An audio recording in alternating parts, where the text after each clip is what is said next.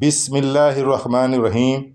صحیح بخاری کی روایت کے مطابق سورہ فاتحہ قرآن کریم کی سب سے عظیم صورت ہے، اور جامعہ ترمذی کی روایت کے مطابق حضور اکرم صلی اللہ علیہ وآلہ وسلم نے قسم کھا کر فرمایا کہ ایسی صورت نہ تو تورات میں نازل ہوئی، نہ انجیل میں، اور نہ ہی زبور میں، اور نہ ہی قرآن حکیم میں اس جیسی صورت ہے۔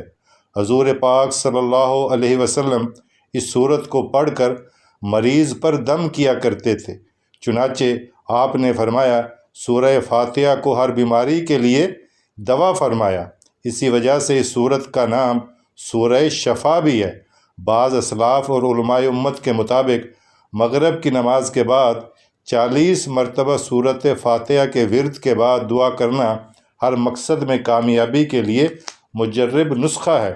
اسی طرح مشائخ کرام کے مطابق 41 مرتبہ پڑھ کر مریض پر دم کرنا یا پانی پر دم کر کے پلانا ہر مرض کے لیے انتہائی مفید ہے۔ اللہ تعالی ہم سب کو بھی سورۃ فاتحہ کی برکت سے فائدہ اٹھانے کی توفیق عطا فرمائے۔ اچھی بات کو دوسروں تک پہنچانا بھی صدقہ جاریہ ہے۔